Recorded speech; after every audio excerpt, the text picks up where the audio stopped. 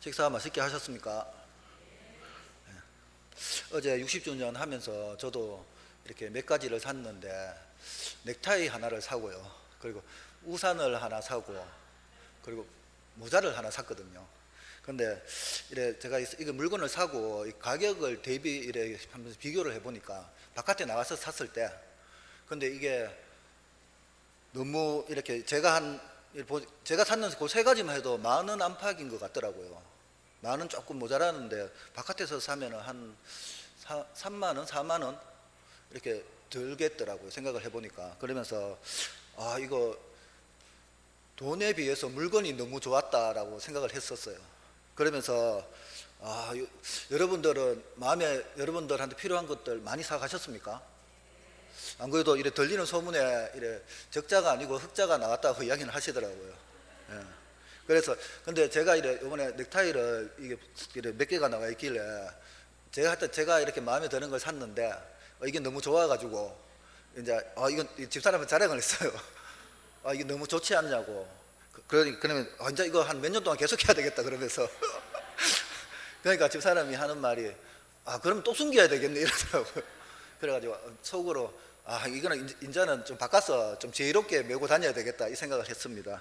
여러분들도 사신 물건들 이렇게 잘 또 쓰시고 또 다음에 또 바자회 할 때 조금 필요한 게 있더라 좀 참고 교회에서 바자회 할 때 구입하시기 바랍니다. 자, 이 땅에 살아가는 모든 사람들은 아담의 자손들입니다. 그리고 아담의 자손으로 난 사람 가운데 죄에 오염되지 않은 자는 아무도 없습니다. 이를 달리 말하면 사람 가운데는 완전한 자가 아무도 없음을 의미합니다. 오늘 본문은 그 사실을 잘 보여주고 있습니다. 즉 본문은 노아의 사적이 최종 종결되는 부분으로서 당대의 완전한 자요 의인으로 불렸던 노아가 홍수 사건 이후 생애 말년에 포도주에 취해 벌거벗는 추태를 보인 사실을 기록함으로써 죄로 오염된 인간의 불완전함과 그 부패상을 적나라하게 보여주고 있습니다. 본문을 통해 우리에게 주시는 말씀을 살펴보도록 하겠습니다. 먼저는 의인도 실수할 수 있다고 말씀합니다. 본문은 방주에서 나온 노아의 아들들의 이름을 열거하면서 시작합니다. 노아의 아들들인 셈, 함, 야벳을 통해서 사람들이 온 땅에 퍼지게 됩니다. 그런데 18절을 보면 특이한 점이 하나 있는데 노아의 아들 함을 소개하는 부분입니다. 함은 가나안의 아버지라고 다른 형제와 다르게 소개하고 있는데 본문 20절 이하에 나오는 사건과 관련이 있음을 암시하고 시작합니다. 홍수 심판이 끝나고 방주에 나왔을 때 노아는 세상이 완전히 항폐된 것을 알았습니다. 이렇게 철저하게 파괴된 세상에서 어떻게 살아야 할지 막막하기만 했습니다. 그리고 또 홍수가 터져서 세상이 다시 멸망당하지 않을까 두렵고 불안해하며 살 수밖에 없었습니다. 이러한 노아에게 하나님께서는 다시는 세상을 물로 멸하지 않겠다고 약속하셨습니다. 그리고 그 약속의 증거로 무지개를 주셨습니다. 그리고 맹수들이 사람을 두려워하여 공격하지 못하게 하셨으며 사람에게 육식을 허용해 주셨습니다. 또 사람을 죽이는 동물이나 사람은 반드시 죽이게 하셨습니다. 이렇게 해서 노아와 그 가족들 그리고 홍수 심판에서 살아남은 동물들은 안심하고 살아갈 수 있게 되었습니다. 하나님은 이들에게 생육하고 번성하라고 축복도 해 주셨습니다. 그동안 노아는 하나님의 구원의 은혜를 감사하면서 열심히 살았습니다. 시간이 흐를수록 사람들의 삶은 안정이 되어 갔습니다.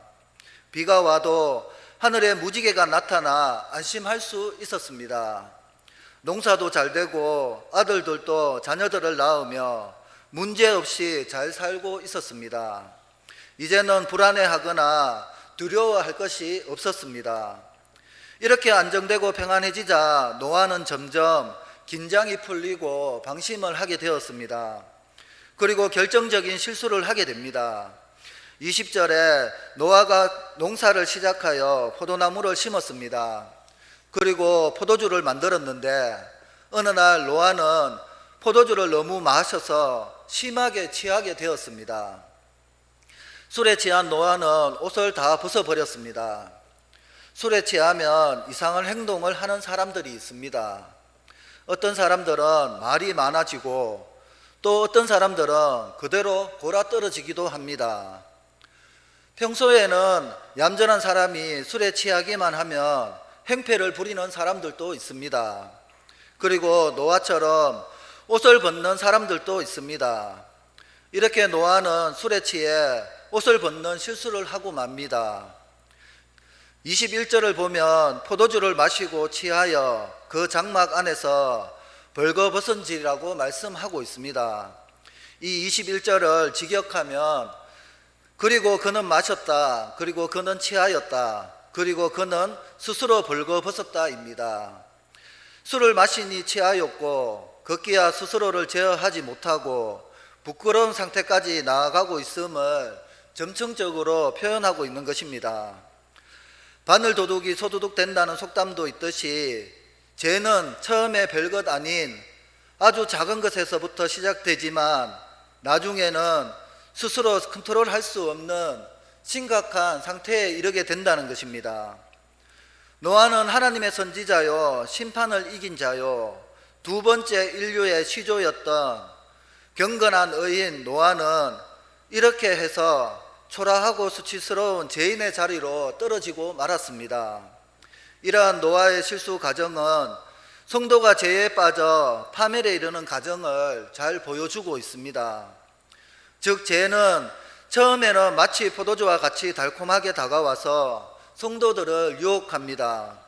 그리고 성도가 이 달콤한 죄의 유혹을 이기지 못하면 점차 죄에 빠지게 되고 결국 죄가 그를 지배하게 되어 노아가 술에 만취해서 추태를 부리고 육신의 잠을 잔 것처럼 끝내는 결코 죄에서 헤어날 수 없는 상태에 이르게 되며 영원한 파멸에 이르게 되는 것입니다. 이처럼 죄는 처음에는 달콤하지만 마지막에는 쓰디쓴 고통만을 우리에게 안겨줍니다. 사실 많은 사람들이 죄에 빠져 멸망하는 이유도 죄가 처음에 주는 그 달콤한 맛 때문일 것입니다. 하지만 죄의 마지막은 너무도 쓴 지옥 형벌 뿐이라고 말씀합니다. 그것은 마치 개미가 꿀을 먹기 위해 꿀이 든 병에 들어갔다가 꿀 속에 파묻혀 결국 거기서 죽음을 맞이하는 것과 같습니다. 죄는 그것이 무엇이든지 어떠한 행태로 다가오든지 크기가 크든지 작든지에 관계없이 한번 범하기만 하면 사람을 파멸에 이르게 하는 특성이 있다고 말씀합니다. 그러므로 성도들은 죄가 아무리 달콤하게 다가와 유혹한다 할지라도 단단히 결심하며 거부해야 합니다. 정녕 우리는 죄의 실체를 분명하게 알고 죄에 대해서는 그 모양이라도 취해서는 안 될 것입니다. 노아의 실수의 원인은 술 취함에 있었습니다. 이처럼 술에 취하는 것은 사람에게 큰 해악을 가져다 줍니다. 술은 자칫 사람이 그것을 잘못 사용하여 쾌락의 도구로 이용하게 될 때 그것은 사람을 방탕하게 만들고 결국 이성적 판단력을 상실하게 하여 죄의 구렁텅이로 몰아넣는가 하면 건강과 재산과 명예까지도 다 잃게 하는 속성이 있습니다. 물론 성경에서도 말하고 있듯이 술을 약으로 선종할 수도 있습니다. 그러나 연약한 인간은 술을 선종하기보다 자신을 절제하지 못함으로써 술에 취하게 되고 그로 인해 자신도 모르게 순간에 엄청난 실수를 저지르는 경우가 더 많습니다. 그러한 이유로 성경은 로마서 13장 13절에 낮에와 같이 단정히 행하고 방탕하거나 술 취하지 말며 음란하거나 호색하지 말며 다투거나 시기하지 말고라고 말씀하고 있습니다. 이 말씀처럼 인간을 파멸에 이르게 하는 술의 사용을 엄격하게 제한하고 있다는 것입니다. 그러므로 우리는 우리의 경건 생활에 아무런 도움을 주지도 못하고 오히려 방해가 될 뿐만 아니라 우리를 영원한 파멸로 이끌 수 있는 술을 가까이 하지 말아야 하겠습니다. 술을 먹는 사람이 자기는 술을 적당하게 마시고 절제하며 마실 줄 알기 때문에 걱정할 필요가 없다고 말하는 사람들이 있습니다. 그러나 처음에는 본인이 술을 먹지만 중간쯤 먹다 보면 술이 술을 먹고 나중에는 술이 사람을 먹고는 결국에는 100이면 100 다 실수를 한다는 것입니다. 그러나 오늘 말씀처럼 의인도 실수를 할 수 있습니다. 그러나 우리가 실수를 하지 않는 것이 가장 좋은 것이지만 우리는 이 땅에 살아가면서 실수를 많이 하게 될 것입니다. 그럴 때 분명히 하나님은 우리에게 말씀을 통해서든 주변 환경을 통해서든 하나님께서 깨닫게 해주실 것입니다. 깨달음을 주실 때 그 말씀에 무시하지 마시고 하루라도 빨리 속히 하나님께 회개함으로 돌이켜서 의인된 하나님의 자녀로 바른 삶을 살아가는 우리 모두가 되시기를 바라겠습니다. 두 번째는 다른 사람의 허물을 사랑으로 덮어주는 자가 되어야 합니다. 22절을 보면 노아의 작은 아들 함은 아비의 장막에 들어갔다가 노아가 술에 취해 벌거벗고 하체를 드러낸 채로 누워 자는 모습을 보았습니다. 그리고 밖에 나가서 그 두 형제에게 그 사실을 알려주었습니다. 그런데 여기서 알렸다라는 말은 단순히 어떤 사실을 알린 것만을 의미하지 않습니다. 그것은 조롱하며 악의적으로 즐긴 것을 의미합니다. 즉 함은 형제들에게 아비의 추태를 알리면서 아비의 허물을 조롱하며 악의적으로 즐긴 것입니다. 함의 이러한 태도는 비난받아 마땅합니다. 함은 설령 아비가 실수로 추태를 부렸다 할지라도 아들 된 도리로서 당연히 아비의 수치를 가려주고 형제들에게 구하지 말아야 했습니다.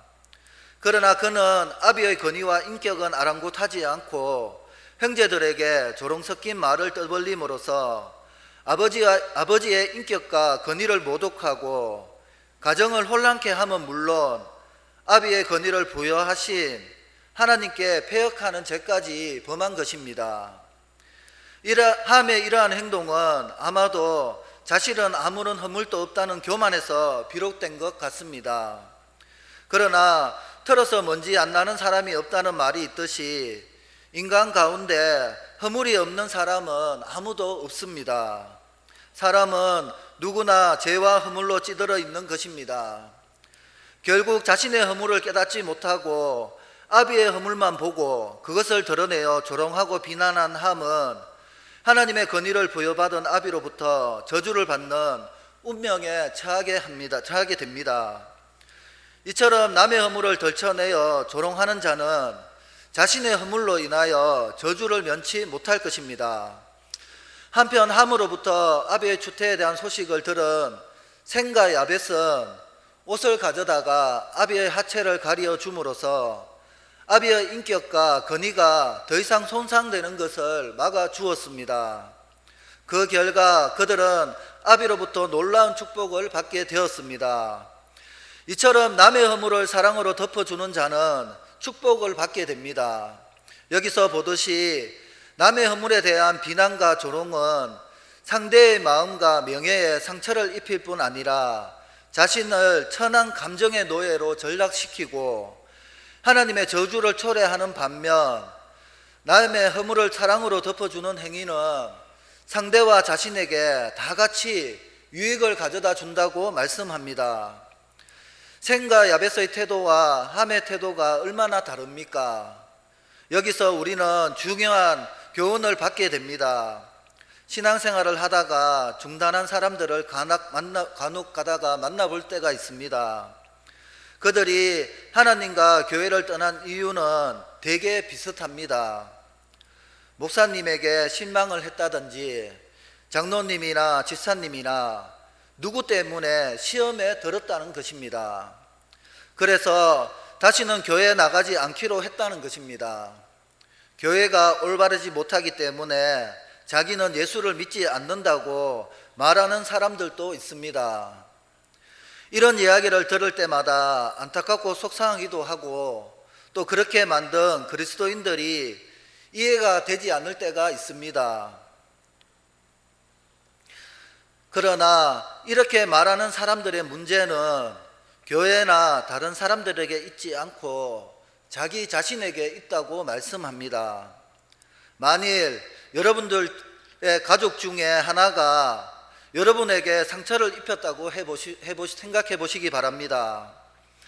그런 경우에 그 가족을 낳은 부모님과 관계를 끊어야 되겠습니까? 우리는 교회나 다른 성도들의 실수 때문에 하나님을 떠났다고 말하는 사람들의 말이 얼마나 모순된 핑계에 불과한 것인지 알 수 있다는 것입니다. 사실 교회가 온전치 못하다거나 믿는 사람들이 잘못한 것은 하나님과는 아무 상관이 없습니다. 여러분, 그렇지 않습니까? 그런데 어떻게 그것이 하나님을 떠난 이유가 될 수 있겠습니까? 진짜 이유는 거기에 있지 않고 그 사람 자신에게 있습니다. 그 사람은 처음부터 하나님을 떠날 생각을 가지고 있었다는 것입니다. 그런데 마침내 핑계거리를 찾게 된 것입니다. 그래서 사람의 실수를 비난하면서 그것을 핑계로 하나님을 떠난 것입니다.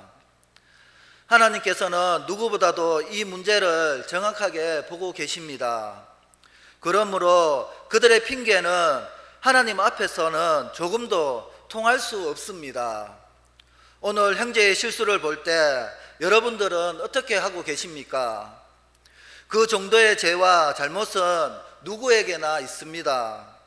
나에게도 마찬가지입니다. 단지 그것이 밖으로 나타나지 않을 뿐입니다.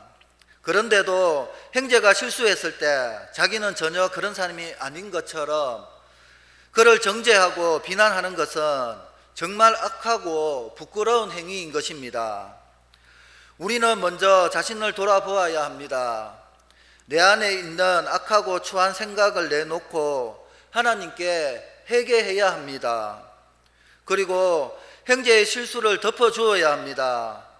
형제가 실수했음에도 불구하고 형제를 여전히 사랑하기로 다짐해야 한다는 것입니다.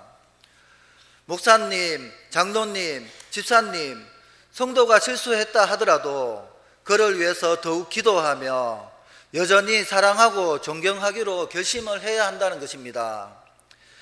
이렇게 하는 성도는 남의 실수 때문에 시험에 들거나 범죄하지 않게 될 것입니다. 형제가 실수했을 때 먼저 자신을 살피고 내 안에 있는 악한 생각을 버리시기 바랍니다. 그리고 형제의 실수를 덮어주고 여전히 형제를 사랑하는 성숙된 우리 믿음의 공동체가 다 되시기를 바라겠습니다. 마지막으로 예언의 말씀은 반드시 이루어진다고 말씀합니다.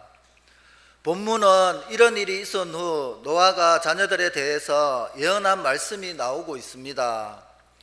창세기 9장 24절 27절에 노아가 술이 깨어 그의 작은 아들이 자기에게 행한 일을 알고 이에 이르되 가나안은 저주를 받아 그의 형제의 종들의 종이 되기를 원하노라 하고 또 이르되 셈의 하나님 여호와를 찬송하리로다. 가나안은 셈의 종이 되고 장막에 거하게 하시고 가나안은 그의 종이 되게 하시기를 원하노라 하였더라. 이 말씀은 마치 노아가 술에서 깨어난 후 둘째 아들 함이 한 행동을 보고 화가 나서 그를 저주한 것처럼 보일 수도 있습니다. 그렇다면 노아는 괜히 자기가 실수해놓고 자식을 저주하는 아주 나쁜 사람이 되고 맙니다. 그런데 하나님께서 그런 부당한 저주가 이루어지게 하시겠습니까? 이 말씀은 노아가 술에 취해 실수한 것과는 전혀 상관이 없는 말씀입니다. 노아는 지금 선지자로서 설교자로서 자식들에게 말하고 있는 것입니다. 그런데 전에 그런 문제가 있었기 때문에 오해를 하기 좋게 된 것입니다. 노아는 함의 아들 가나안을 저주했습니다. 이것은 괘씸한 아들에게 복수한 것이 아닙니다. 그것은 예언이요 설교요 경고였습니다. 함의 아들 가나안은 성에 대해서 지나치게 호기심이 많았고 문란한 성향이 있었던 것 같습니다. 이것은 함의 경우를 통해서 짐작할 수 있습니다. 이러한 가나안을 보고 노아는 경고를 했던 것입니다. 내가 계속해서 그런 식으로 살면 너는 망하게 될 것이다. 그러니 그 자리에서 돌이키라고 예언을 했던 것입니다. 여러분, 가나안이 노아의 이 예언을 잘 받아들였습니까? 불행히도 그렇지 않았습니다. 가나안은 할아버지의 예언을 무시하고 자기가 원하는 대로 살았습니다. 그는 하나님을 떠나 마음껏 죄를 지으면서 살았던 것입니다. 그 결과 노아의 예언이 그대로 이루어지고 말았습니다. 우리는 이스라엘 백성들이 가나안 땅에 들어가던 당시에 가나안 족속들이 어떤 상태에 있었는지를 잘 알 수 있습니다. 그들은 하나님을 떠나 우상 숭배에 빠져 있었으며 특히 성적으로 매우 문란하고 타락해 있었습니다. 그래서 하나님께서 그들을 심판하지 않을 수 없었습니다. 노아는 셈과 야벳에게는 축복을 했습니다. 노아는 셈에 대한 하나님의 놀라우신 축복과 계획을 깨닫게 되자 먼저 하나님을 찬양했습니다. 하나님께서는 셈의 계통을 통하여 택한 족속을 보존하시고 메시아를 보내주셔서 온 인류에게 구원과 안식을 주셨습니다. 그래서 셈의 장막은 구원과 안식을 약속하는 장막이며 셈은 믿음의 조상 아브라함과 예수 그리스도의 육신적 조상이 되는 영광스러운 축복을 받았습니다. 그리고 야벳은 하나님이 창대하게 해주신다는 축복을 주셨습니다. 야벳이라는 이름 자체가 학장이라는 뜻을 가지고 있습니다. 그래서 학장이라는 뜻을 가진 야벳의 이름에 걸맞게 더 넓고 창대하게 하시기를 축복하는 은혜를 받았습니다. 이것처럼 하나님의 말씀은 그대로 이루어지고 하나님은 하신 말씀대로 역사하십니다. 여기 있는 우리도 우리에게 들리는 말씀대로 순종해서 셈과 야벳과 같이 하나님의 축복을 받아 누리는 우리 모두가 다 되시기를 바라겠습니다. 말씀을 정리하겠습니다. 인간은 누구에게나 약점이 있고 실수할 수 있습니다. 재정, 관계, 상처, 자녀, 건강, 배신, 정욕 등 아무리 도덕적으로 윤리적으로 깨끗하고 흠이 없이 보이는 것 같아도 그 육신의 장막의 중심에 들어가 보면 죄로 인해 파생된 수많은 연약함이 모든 사람들 마음속에 다 있습니다. 간음한 여인을 모든 사람들이 돌로 쳐서 심판하려고 할 때에 예수님은 죄 없는 자가 먼저 돌로 치라 말씀하시면서 그 여인의 수치와 죄와 부끄러움을 가리어 주었습니다.